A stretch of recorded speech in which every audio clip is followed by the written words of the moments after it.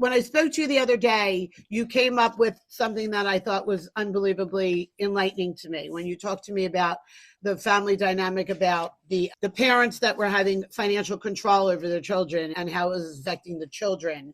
And I think this is a twist on it that a lot of these estranged moms don't understand. And I wanted you to explain that. I think one of the things that we talked about was that some of the older generation moms that are in maybe the boomer generation, they have given their kids a ton of stuff, and they've come from more wealth than you see in the younger generations. Maybe they're not wealthy, but they come from more wealth than the younger generations. And with that, they've given their kids everything they can financially to set them up. But sometimes those same parents don't realize that they use the finances in a way that's controlling, in a way that I give you these things, therefore I'm entitled to an open relationship with you no matter what. And I see how that is. I see how me as a baby boomer, I see how our parents did not give us really anything as far as we didn't get attention. The door was opened at 9 o'clock in the morning. We walked, or at 8 o'clock in the morning, we walked out. We didn't come home. They didn't know where we were. They had no handle on us. If you were upset about something, they told us to go to our room and work it out. There was no communication. If you didn't like what they had to eat, you just didn't eat. If you missed dinner, you missed dinner. It was that. And when all the kids started to get older and decided to go to college and stuff, that was also sticky. We all had to take out loans. Nobody paid for our college, even though college, like I remember my first year of college was $7,500, but I wanted to go to FIT in New York and my mother couldn't afford it. My parents couldn't afford it and I couldn't go. Whereas when my children were graduating college, everything that happened to me, I made sure didn't happen to my kids. Yeah. I made sure they got to go to any college they wanted. They didn't have school loans. They were set up.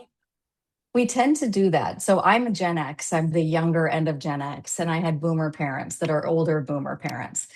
And then I work with a lot of clients that are Gen Z and millennials and stuff.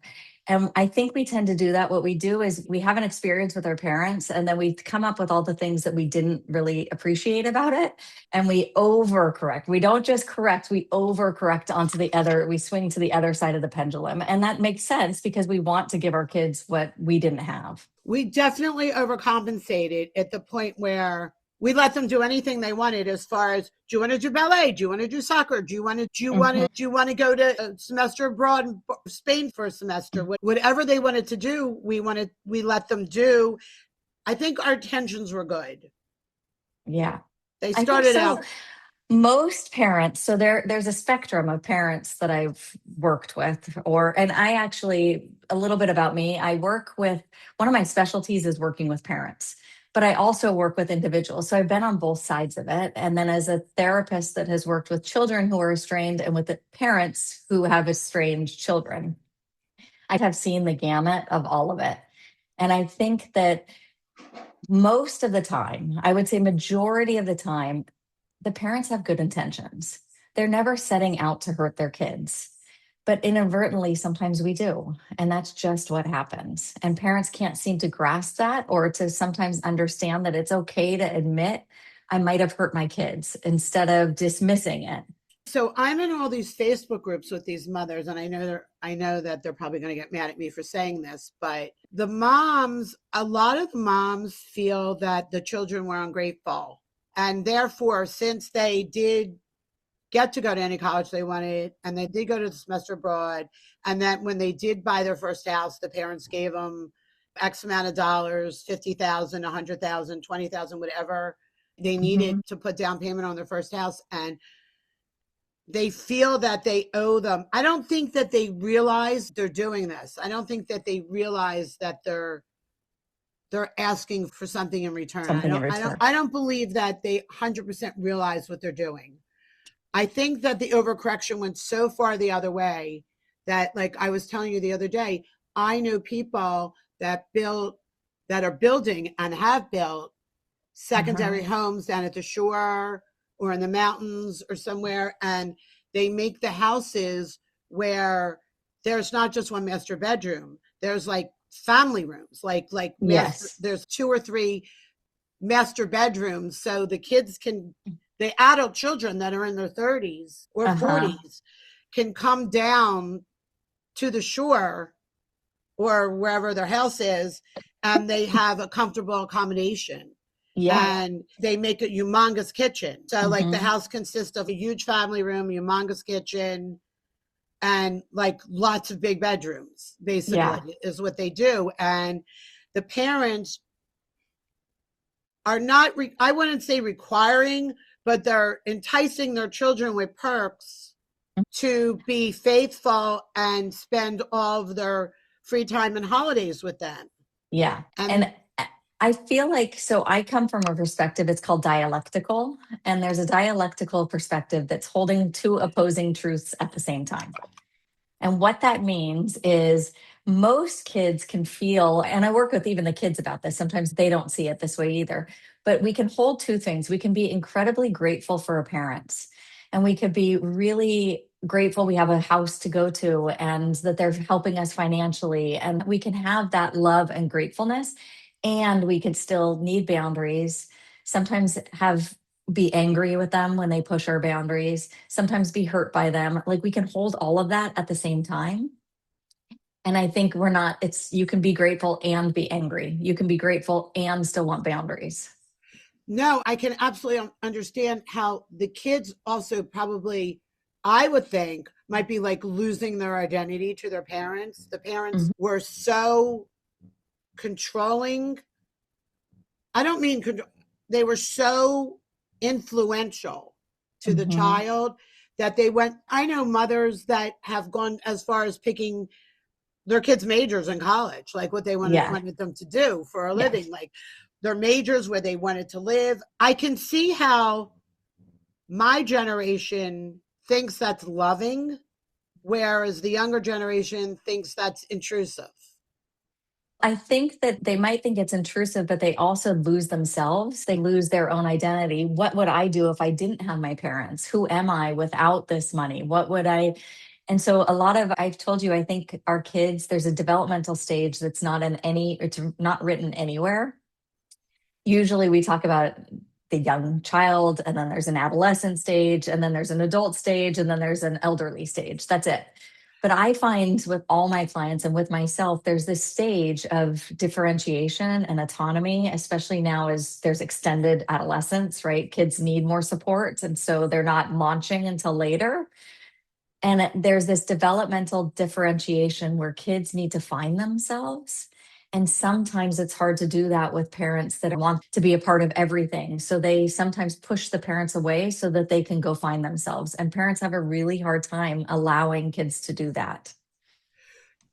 I can see that. So, like, the mother will say, we're going to take a trip in March to Alaska on a cruise.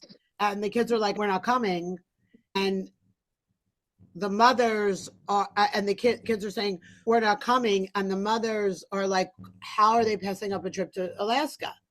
Why And wouldn't then it? guilting them about passing up the Guilting, trip. Yeah, and absolutely that's the guilting guilt. them. What I find is a lot of times the boundaries, when estrangement, that's the last phase in this. But a lot of times boundaries like that have been crossed so often. So a kid says, I'm not going to be able to come to Alaska with you. And the parents say, I can't believe you're not going to come. I'm paying for the trip. It's going to be so fun. What do you mean you're not coming? And the kid says, I really just am not going to come. And the parent ends up calling them. I can't believe you're not. What are you doing? Don't you want to be a part of the family? And so kids are constantly doing that. And when you have to do that over and over and over again with different Christmas and celebrations and vacations and all of that, it gets to be exhausting. And so kids just say, forget it. I don't want to do this all the time anymore. So they go no contact because they just Hmm. need to. So the parents are not understanding the boundaries and the kids are getting angry. Is that what's Hmm. happening? I'll give you an example of just one example. My daughter went no contact. I told you that before. My son Hmm. and daughter-in-law, we were living a couple states over. My son and daughter-in-law encouraged us to move here to Michigan Okay. to be Mhm. grandchildren. And we did 5 months ago. We sold the family home. I was suffocating in the family home. So we sold the family home and we moved here. And they actually found our house. We didn't even see it till the night we drove here. We drove Okay. up to see it because I couldn't find a house the couple times that I came here. So they Mhm. found our house, which is adorable. But we have full access to my grandchildren, Mhm. my two grandchildren. And we have full access to their house, like their garage Mhm. codes and their keys and everything. We never, I guess maybe because my daughter went no contact, I guess maybe because I'm more sensitive to it. I don't know what I would have Mhm. been like if she didn't, but no, I probably wouldn't because I'm not a intrusive person that way. I wouldn't go in their house unless, even if I have the garage code, unless I say I'm here. I text Mhm. them I'm here. I Yeah. wouldn't just pop over. Mm. We don't do that. We don't. I wouldn't say to her, I'm going to pick them up from school today. She would have to, it would have to be, they have to drive the ship. The kids have Yeah. to drive the ship. I feel the kids have to drive the ship. But I know a lot of these mothers, they just pop in. They just Mm. come in and pop in. And then the mothers will get pissed because the daughter says, why are you here? And the mother's, I'm doing your wash. Yeah. Right? There's Do a you have set, that where and I'm doing your wash? I'm cleaning the kitchen. yes, yeah, I'm doing everything. And the kids are grateful, again, grateful, and they lose themselves a little. They feel like I should be able to do this. I don't want my mom to do this. And in family systems, we have different boundaries, kind of dynamics. One, what you're talking about is enmeshment. When you're enmeshed with your family, it's when you're pushing the boundaries. I don't know where I end and you begin. And a lot of parents, I find the no contact happens in enmeshed families where it's, I don't know where I begin. I'm trying to find myself and you, and I can't do it when we're in this toxic kind of relationship together. So then the kids start pulling back. They go low contact first, right? Mhm. They do the low contact thing where they won't see you on a Saturday, but they'll see you for a holiday, maybe. Yes. So they start erasing some points, right? Yes. So no more Sunday dinners unless it's Easter or whatever, Mhm. right? Is that how they start to pull back? It seems like it. And the parents, where I've seen repair happen, where kids then they can, is when parents allow that differentiation. So if a kid says, I'm not going to go to our Sunday dinners anymore, and the parent says, okay, I understand. That's your right. And the parent, obviously, I'm a parent too. We then go to our friends or our own therapist and go, oh, my kid's not coming anymore. But we don't put that on the kid. And we allow them that space. They usually come back. They feel respected, they feel enabled, they feel autonomous, and then they want to come back. This is really interesting that you should say this because originally when I started to do this podcast, when I wanted to do this, I started my TikTok to do the podcast and to feel my way through it. And originally, I wasn't taking any responsibility for my daughter going no contact. It was cut and dry to me.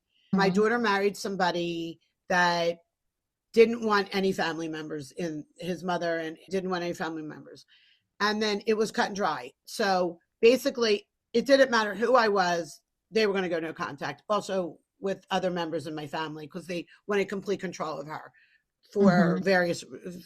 a couple of reasons I don't want to get into. But I had to take a look at myself. I started to take a look at myself to realize what got her here to be able to be in a situation like that. So I had to Mhm. look at I had to take ownership of my childhood and Yeah. what I went through to create a child, brought up a child to get caught up in a situation like that, Yeah. which is sad. So I started to take ownership, and the kids are starting to like really appreciate it. I don't mean kids, Mhm. the adult children. Yeah. The adult children. The Mhm. kids are starting to appreciate it. And the mothers are like privately messaging me, can you stop? Mhm. Because we need to stand united. And we have one message. The message Yeah. is our children are ungrateful. And Yes. I don't And mean I I'm think making a blanket statement. yeah. We can also, I think, for parents that are going through this, like I have compassion for that struggle. And for parents that are going through it, it's dialectic for them too. It could be like, I've given my kids so much. And I've put blood, sweat, and tears into parenting them. And I did everything the way that I thought was going to be. And I feel like they're ungrateful. And I'm still going to respect their boundary. I'm going to give them space. I'm going to allow them the time and hope and whatever, pray, whatever you do. I'm going to work on myself. I'm going to take accountability and hope that they come back. But instead, what I see is parents get caught up in the fight and push the kids to come back by by telling them it's a trend, which we can go into because I'd like to speak to that a little. Let's talk The about that because that's interesting to me because I feel Yeah, like the mothers are all blaming this on an epidemic. yeah. What that does, the trend kind of language, verbiage, I don't believe it's a trend. I believe that there's other factors that are coming in, like that people are talking about it more and stuff. But even if it was, the minute you call it a trend, you fall into the trap of doing, again, invalidating your child's experience. Exactly. And that is not a way to help your child get back into the relationship with you if that's your ultimate long term goal. That is pushing them away more. When you say it's just a trend and they're following social media and their therapist is telling them, all that does is take away their own agency and say it's about that. It's not about them asserting boundaries. So they're basically belittling their children again on top of the Yes, belittling. So they're reinforcing the belittling. Like exactly. you have no mind of so basically they said to them, you have no mind of your own. I'm going to pick your college. I'm going to pick your major. I'm going to pick where you live. Yes. And then they go no contact or low contact and they go no contact. And then the parents are like, my kid's so weak. He followed a trend. Yes, he's brainwashed or she's brainwashed or Brainwashed. they're listening to the social media TikToks instead of saying maybe my kid is actually telling me something and I wonder if I can get what I work with a lot of clients on curiosity. If everybody would just get curious about why this might be happening and what the effect is, maybe we could have some movement. Instead, kids go no contact with, which is very rigid, and then parents go it's a trend and they belittle the experience and they're so ungrateful, and all we do is wedge a gap instead of getting curious about each other and trying to see, okay, what's happening here, how do we work on this? I can tell you that the kids don't want to be estranged. In my experience, I would say like 95% of them do not want to be They do not want estranged. to There's be. always the exception to a rule, but Right. it's I'm estranged from my parents, and every day I think about them and think, I want them. Everybody wants to call their mom. Everybody wants to. What do you want to speak to why you want a stranger? Or do you want to not talk about that?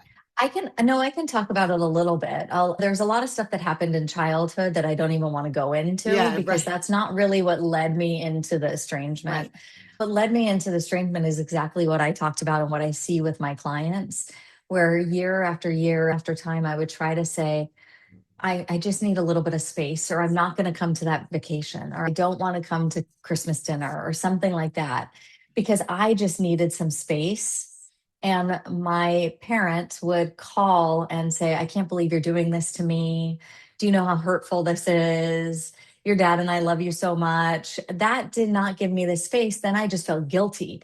And so what happened over and over is the guilt would drive me, fine, okay, I'll go. And then I would go and be resentful and like mad at myself. And so we did this over and over for decades, until I Decades. finally Decades. said, I Absolutely can't do decades. 50 years with my decades. mother. Decades. Yes. And I also, what I keep thinking, because I've reflected on it, if my mom, and so I'm speaking to other parents out there, if my mom could tolerate more time than she thinks she can, I would say I need space. And my mom, I might need 4 months. My mom can't do more than 2 weeks. So after 2 weeks, she would be calling me incessantly. First, it would be sad. I'm so sad. I miss you. We love you so much. Then it would be angry. I can't believe you're doing this to us. So there is this whole thing. It's if she just gave space, longer, tolerated, longer than it felt she could, there might have been some like, oh, she's respecting the space that I'm asking for. And it would allow me to process through stuff and then want to have a relationship with her. So basically, what she was doing was validating your feelings that you don't want to be, you, Yes. you don't want to be Yeah. controlled. You were being controlled. Yeah. Through Um, guilt and through anger and through all of that. Now, I want to say this. The newer generation, the millennials and the Gen Zs and they're labeling this as a trend or an epidemic or the no contact estrangement space. And the mothers are saying, the boomer mothers like me, because I'm in all these Facebook groups, and they're saying they never would not talk to their mother, even though their mother did this or did that, and they never wouldn't talk to their mother. And then I'm like, I never would have talked to my mother. And I can look at periods going, I'm 66, so I can look at periods going back to when I was a teenager of blocks of years that I didn't talk to her. I wouldn't talk to her for 5 years, for 3 years, and then I would feel bad and go back, or something would happen. I get pregnant, or something would happen, and I would need my mom again. But we just didn't talk about it. We didn't have social media, and we didn't have all of that communication, cell phones, or any of that. So we weren't talking about it, but we were doing it. It's not a new epidemic. It's not a new thing. I look at like my parents' relationship with their parents and like older generations. And I think one of the things that has changed, and my sister and I have talked about this, is accessibility. Our parents are accessible to us at any time, at any moment. Like they can send a text. So the space feels more when you can access somebody all the time and they don't. It's hard to deal with. It's challenging, but parents can access on my mom can send me, or any mom can send Instagram messages, Facebook messages, like posts, ask about posts, texting, emailing. There's so many mediums to reach out that was not in existence before. What about the fact that these parents have their kids' locations on their phone? Does that ever come up? It does. It's really interesting. So older people, so I would say millennials and older, they have an issue with that. My son and I share location. He's 20 years old. And I said to him, does it bother you? Like, you don't have to share your location with me. And he said, Mom, I was born into a generation where my friends we share our location our whole life. It's not intrusive to us. It just is, which is crazy to me, the Gen X. But some parents, the older ones, it feels intrusive. When it's not a mutual consenting agreement, it's intrusive. Now, I have my son's location and my daughter-in-law's location. My daughter-in-law and my son-in-law, all their friends have their locations. Yeah, like it's really shared amongst them. They know exactly where they are at all times. So for them, it's not intrusive. Like my son, it's not intrusive. I did not grow up that way. So sometimes it can feel intrusive. I've never shared it with my parents, but I do have some kids where their parents want to know where they're at all times and the kids don't. If one party is not comfortable with it, then don't do it. But see, if you have, being my age, and I have my son's location, he's 35, 34. I never look at his location and say, you're at McDonald's, pick me up a cheeseburger. Do you know what I mean? Like we don't, I use the fact that I have his location as a privilege, not a privilege. I wouldn't use it as a privilege, but it's more for, because he's little kids. And it's an emergency thing, but I would never, but these other mothers are like, one of my girlfriends, she's like constantly, he's here, he's there, he's here, he's there. And they're not setting good boundaries. Now, wait, I would like to go back to one thing that you said, and I wanted to know if this comes up. The parents that are overly financially beneficial to their kids, the wealthier ones, the ones that are upper middle class or wealthy, and this seems to be happening a lot. There isn't any, I'm not finding, this is a terrible thing to say, it seems to be a middle class, upper middle class issue at this particular point. I don't know. I wouldn't say it is. I think that's who's talking about it. Who's talking about it. Yeah. So what I wanted to say about that is, if a child, a grown child, 30, whatever age, in 30s, if they marry into a wealthier family than their family and the parents are married, so let's say your son marries into a family that's wealthier and the parents are still married. They have all these perks. The mother of the son, maybe she's divorced, and the kid edges the mother out because of there's no time to see the mother because he's so enmeshed with the family. Is that a situation that you see come up? Sometimes. I think sometimes when you get a bunch of personalities together, right? When somebody gets married and then you're dealing with the dynamics and the in-laws and you're dealing with your own dynamics, sometimes it can get messy and there's a lot of interplay on that. So I do see sometimes that can be. And then how does like, have you come across where the divorce, like the parents have been divorced and how the divorce plays into the estrangement? Do the kids go with one of the parents over the other parent, or is that like a thing? Sometimes that can be a thing. And that also for me, what I see is I tell my clients, the parents, like allowing that. Kids need to do that. Sometimes they might be fused to one of the divorced parents more than they are with the other, and they need to do that. And then they come back to the other one. It's all about creating, I think, safety and acceptance. And if we can have, if that's the priority, if I'm going to be a safe parent, the kids will come back. So basically, the problem is that the parents don't think that there's any reason why the kids went estranged. Yes. That's the biggest problem. So the biggest problem here is that the parents don't understand why the kids went estranged, and they're not willing to do the work to find out why. They're not curious about it because They're so not curious. It hits a wound. It hits a wound. Like I did the best that I could, and now these ungrateful kids.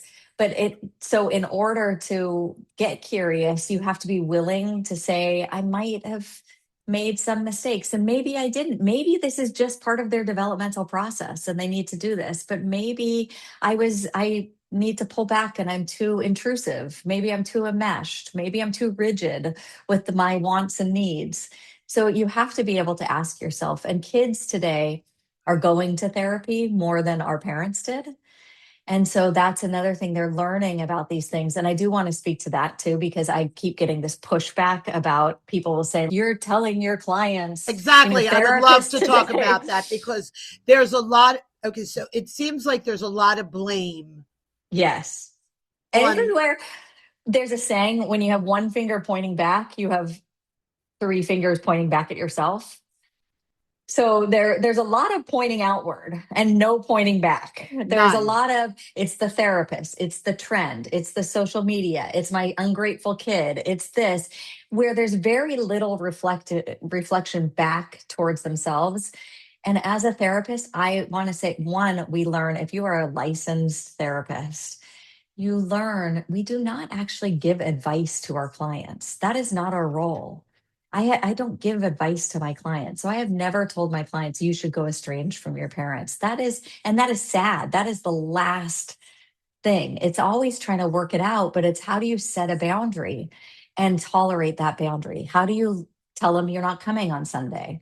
How do you, if that's what you're struggling with, how can I help you with that? But therapists are not going around telling these kids that they Well, need to be they think estranged. they are. I know they think they they think are. they are, and they even go so far as to saying that the therapists are doing this because they need clients and they need to keep their clients unhealthy and not Yeah. and estranged, which is Which sad. is, again, though, that's, and I know this term is thrown around a lot, but that's like gaslighting the relationship. And it's instead of looking at themselves. And what I'm asking is for them to reflect a little bit and get curious, even if it's hurtful. I had to look.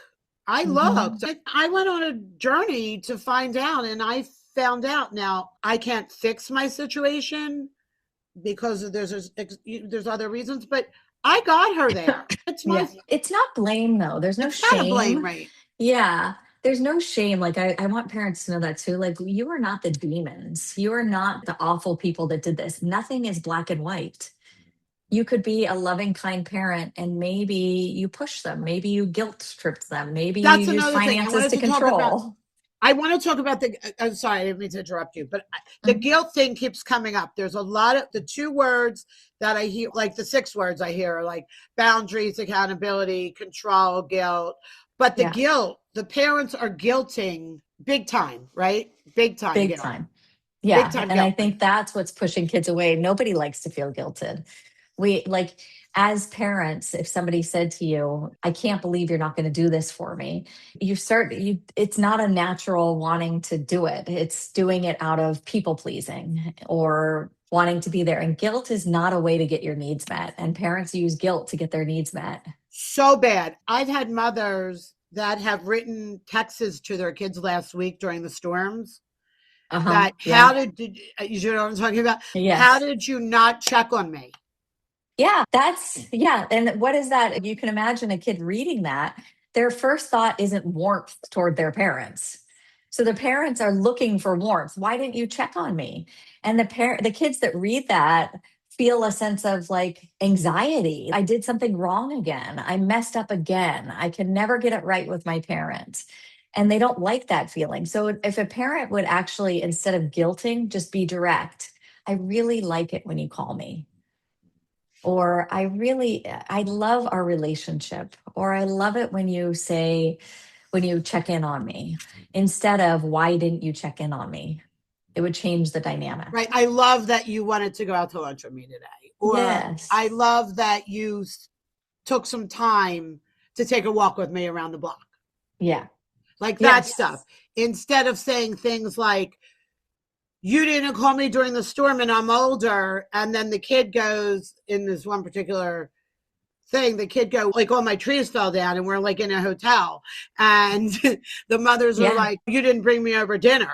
Do you know what I mean? And like, and the fact that the mother was no contact and was able to get through to the daughter, and the daughter spoke to her, she had that opening.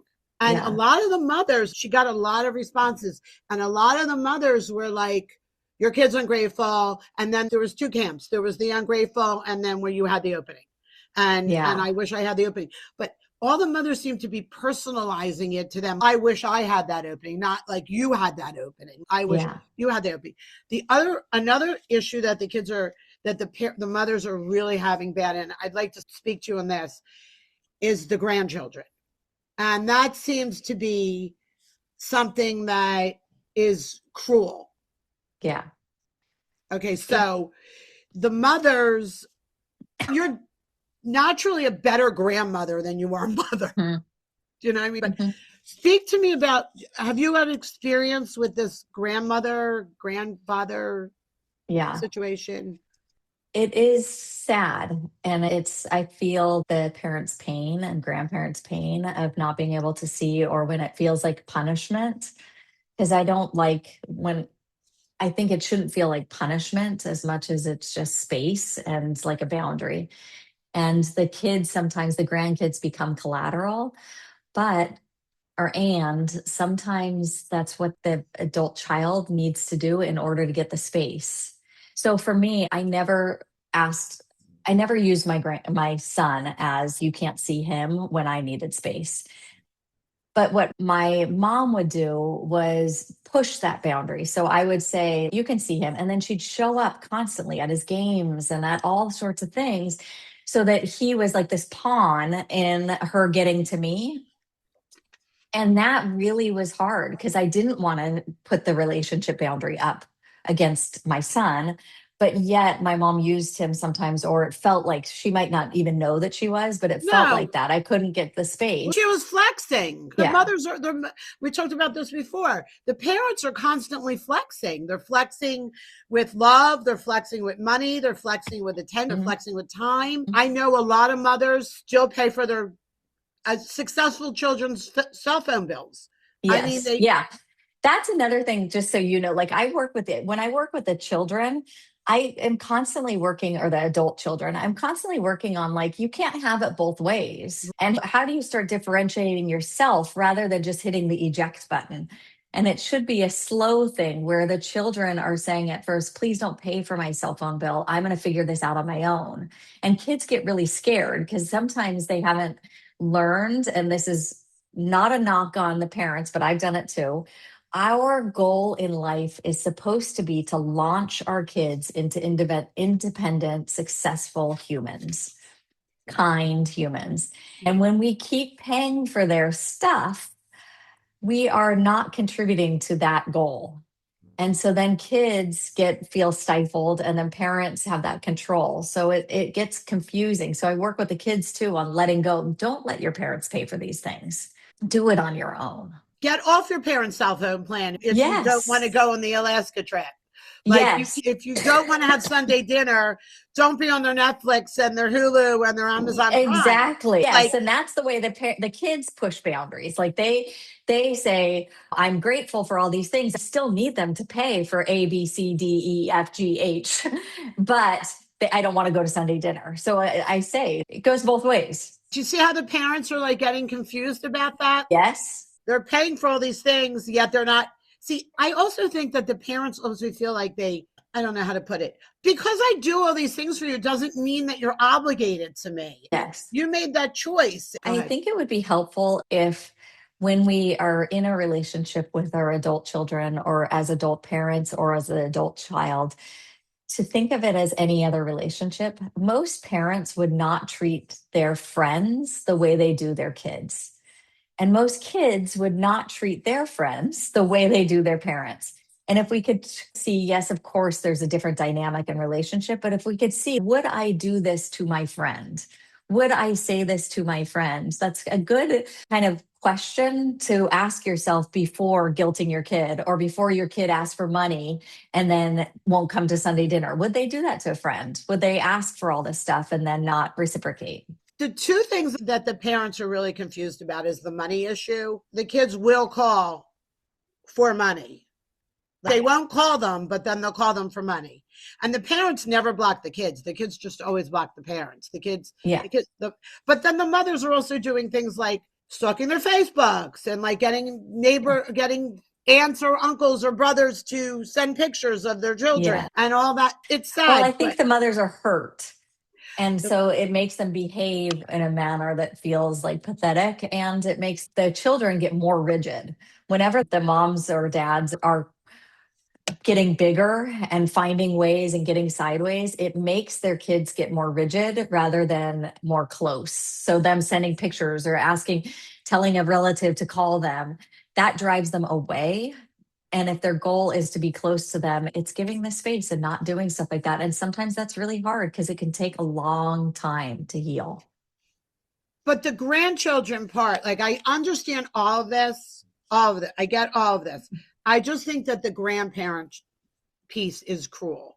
I don't know if it's cruel though, because what happens if you allow your kid, your grandparents, the grandparents access to the kids? You're still in that same dynamic where you're having to create boundaries with them over and over and over again. And so it's hard for kids to take a boundary from you, but not their kids. But a lot of the mothers are saying that they got to see the grandchildren till they were of school age, like 5, 6, 7, 8, and then the parents go no contact. The parents went no contact, and the grandparents aren't allowed to see the kids. Like the grandparents were there the first when the mother needed them, but now that the kid's in school, the mother doesn't need as much help. Yeah. It could be that, or it could just be that developmental phase that I was telling you about as kids grow and differentiate and get older and process and more mature. They might have different needs than they did when the kids were little. So it could be both. And also, we have to speak to some of these parents. I hear over and over, it's really interesting how many kids will say their parents were even somewhat abusive. And I know that word is, we're not talking about, these aren't the abused kids. No, yes, but parents, 100% of the parents say, I did not abuse. Right. And some kids are saying my parents were abusive. So there's a discrepancy there that kind of needs to be looked at as well. So the mothers are missing the grandchildren that they don't have, but they don't realize that in my opinion, they don't realize the relationship they would have if they were with the children that were estranged. They wouldn't have the relationship they're looking for with the child anyway. They wouldn't. And if they can give some time and space and parents get curious, get out of the victim mode, right? It's like that when they turn it around, the kids are saying, I'm hurt by you and I cannot talk to you anymore. And the parents say, why are you doing this to me? That's like they turn themselves into the victim rather than, what am I doing? How can I get curious? There's more likely of a chance that you'll have a relationship with your grandchild in the future if you get curious, if you look inward, if you allow the space to happen, if you allow the kids to go through this developmental process of learning about themselves and trying to see what they need, you have a better chance than if you fight it all the time. If you say, why can't you let me see the grandkids? You're hurting my feelings. I can't believe you're doing this. So it's strategic in some ways too. No, the parents have to just kick back, but then the parents say, I'm getting older. My best years are Of behind me. course. I can't get down on the ground and crawl around with the kids in 5 years. But those are the things that they need to go to therapy about and talk to their friends Exactly. about and talk to their friends, because it's Exactly. all true, but that's not something you bring It's to your not, kids. it's a consequence that happens because of the estrangement. It's not, Yes. you don't unstrange because your mother's not going to be able to get down on the floor and play Play-Doh with your kid. You just, Yeah. You just it, don't. Or it's because your parents have guilted you into seeing the grandkids. That's right. not going to So work either long term. We in that want supportive, healthy families, ultimately the long term goal. But there is you brought up, like, I think for a lot of older parents, it's, I'm not going to be around forever. And so there's a sense of urgency that maybe the kids don't have as much. And so there is that. And then there's a big dynamic with the moms that they're taking the kids out of the wills. That's another thing. They're completely getting them out of the wills. No inheritance. They're not leaving them any money. Which And is they're vindictive and revengeful and not a way. If your goal, parents need to sit down and think to themselves, what is my long term goal here? And remember, and I know they're getting older and they're all that, but we are in this for the marathon, not the sprint. And absolutely. parents want to sprint through this to the other side till everybody feels better and we're all doing okay. But if we take it as the marathon, then their long term goal is getting reunited with their kids, then they're not going to take them out of They're the so, will and do they're all these so things. they have so much rage. There's so much Mm-hmm. rage in them. So hurt that Yeah. they're in a big echo chamber. They're just completely just listening to each other. They're like herd mentality. It's Which is fine. That I get that, going back to the dialectical, I get that they're hurt and they're angry and yeah. but their behavior, those are Is feelings. Behavior has to be in line with what their goal is. If I want my kids back, what is my behavior? I need to look inward. I need to give them space. I need to be a safe person that they want to reach out to, not this volatile person that cuts them out of the will when they're not happy. no. One of the things that I was thinking actually this morning before we were talking about this is, my parents, neither of them can ever tolerate me being angry with them, even a little bit. So when I have ever been angry, they get angry at me for being angry at them. So I might say, it's upsetting that you just did that. And they would turn it around. I can't believe you think that's upsetting. And then I would be managing their feelings. It's okay. Like, I didn't mean that. So it's allowing our kids to hold space for feelings and behaving appropriately and effectively. Because we weren't allowed to have feelings. Yeah. Like our generation was be seen and not heard, do as I say, not as I do. They were all like, we were just invisible. We were just not there. Yeah. I remember my birthday's always the week of Mother's Day. I'm the middle of May 8th. So it was always Mother's Day and Mindy's birthday.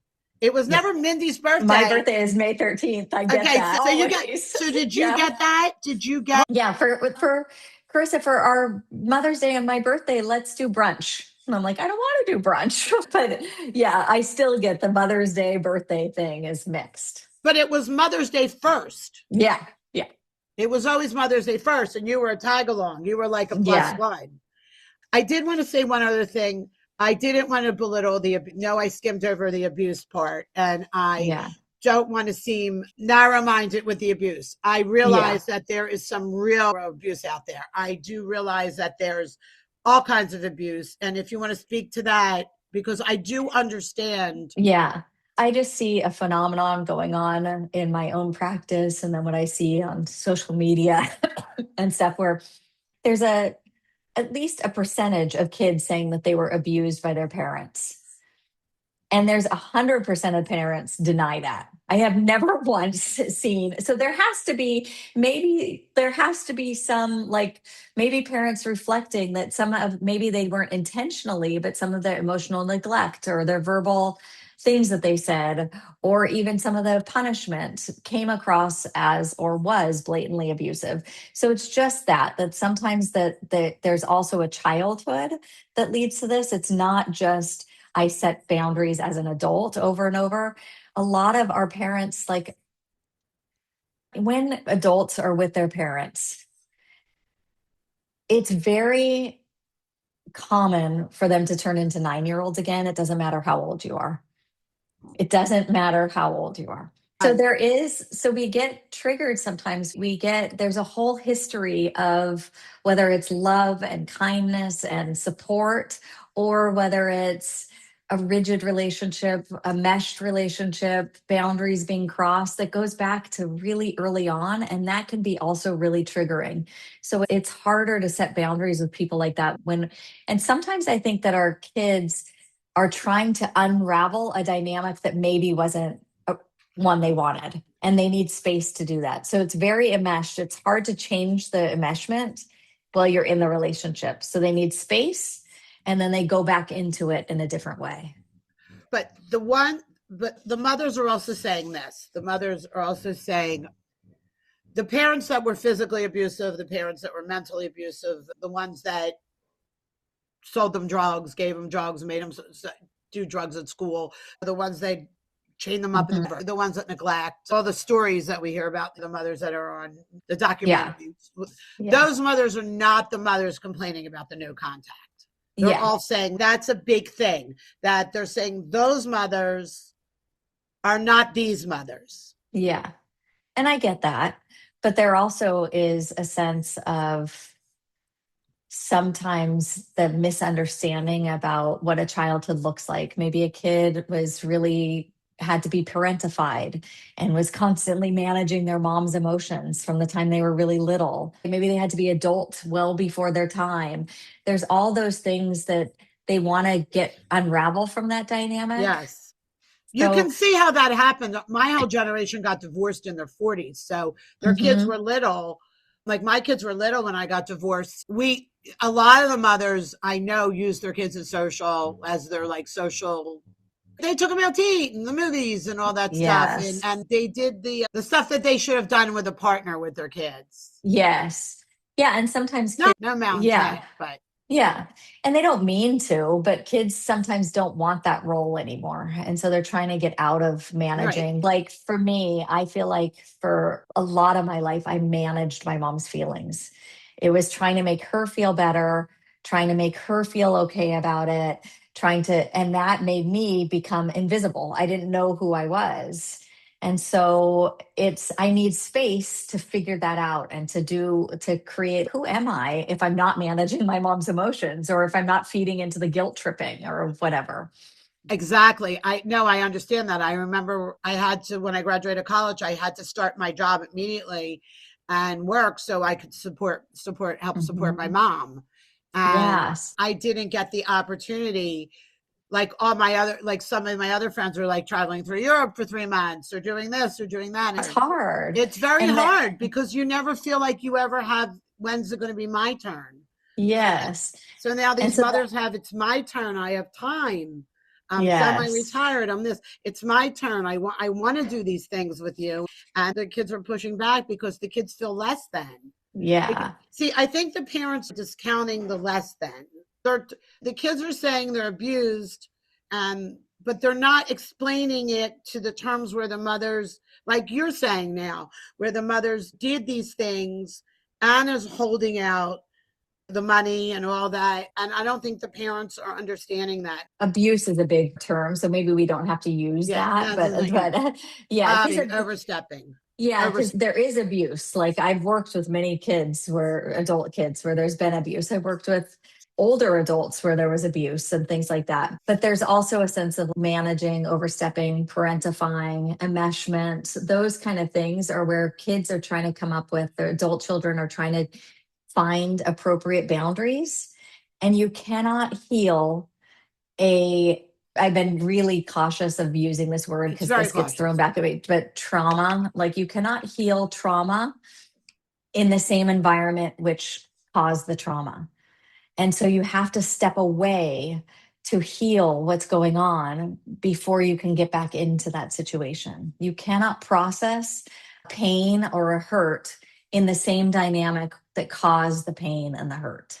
I remember one of the last times I saw my mother, I took her out to lunch and she started again with the stuff that she's always started with. Like she never grew, like she never understood. This was maybe a year ago.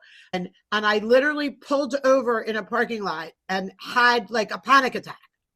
Oh, Like a yeah. real panic attack, like almost vomiting from Mm. my whole life coming up and the particular moment. And that's probably what these kids are going through. Yeah.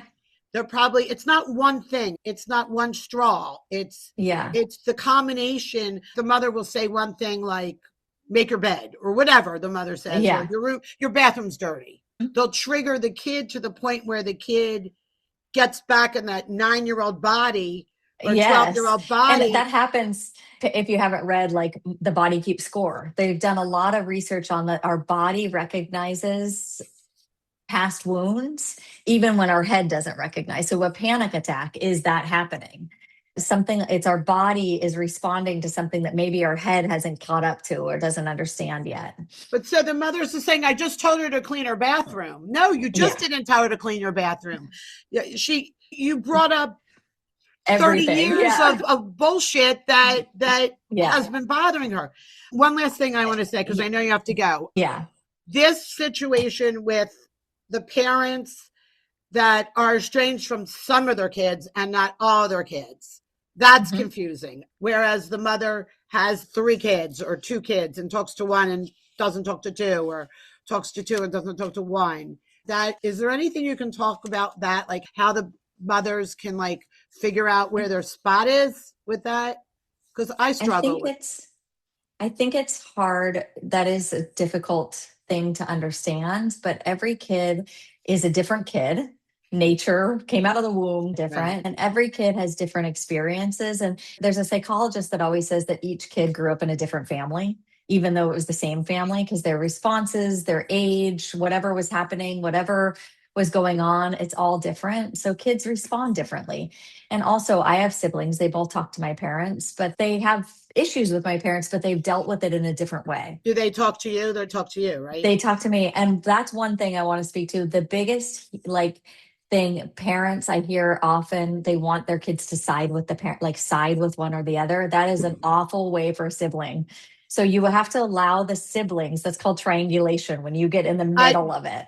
You exactly. have to allow the siblings to have a relationship that they want, and then the siblings to have a relationship with the parents that they want. So I never tell my siblings, you shouldn't talk to mom and dad.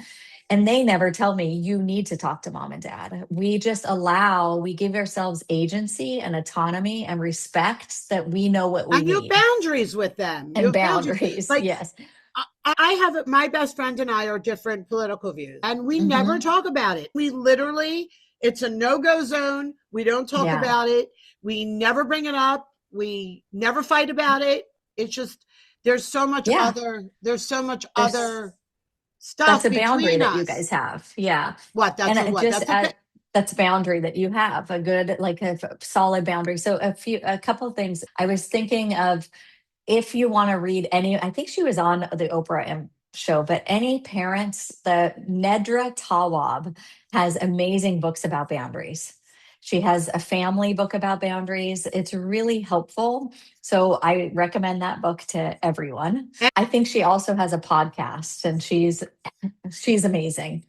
And then okay. the I'll other look at thing, that. like I've been a therapist for 20 years, and I was thinking about it, and I only know one, maybe two clients that have gone estranged. I never support, like, that's not a thing that therapists want from there. And I'm sure somebody's going to say, but other therapists do. But it's not a thing that we really want. It's the last resort. And I think it's also, I've had clients that maybe take a break from their parents and then they come back. So recognizing, again, we're in it for the marathon, not the sprint. And then I also want to say, as a child who is estranged, like, I love my parents and I have so much compassion for my parents and I have so much care and I send them kindness and I don't want anything bad to happen to them. And I still at this time cannot be in a relationship with them. So it's both are true. My daughter will yell at me. She'll text yell at me and then she'll go, I Uh-huh. love you. Yes. We Like, and it's love our parents even when confusing. we're not talking, but it's dialectical. It's I love you and I love you. I care about you and Right. I get that. I get so that. Thank you. I think that this was really, it was really enlightening. I think there needs to be a light shined on the parent taking accountability. I'm not siding with the children. I'm just saying that once you start taking accountability or looking back at it's your the life. only way. If you ever want a relationship with your kids, the only way is to have some curiosity and some compassion I and do know that accountability. the kids do not want to be no contact. They don't. Yeah, they don't. That there might be again like the bell curve, right? There's probably Yes. some kids at the very end of it, but the Right. majority of kids do not want to be no contact. They're looking for ways, but they need time and they Yes. need space and not the parents' time, not the 2 weeks Mm-mm. that my mom could do. They might need a long period of time. And yes, parents are getting older and I have compassion for that, but it's still doing your own work and allowing them their own agency. I think we accomplished a lot. I Thank think you that, for the thank opportunity you too and being so so much. I open. really appreciate it. Have a great Yeah. day. Thank you You so much. too. Take I love care. this. Thanks. Bye Okay. bye. Thank you.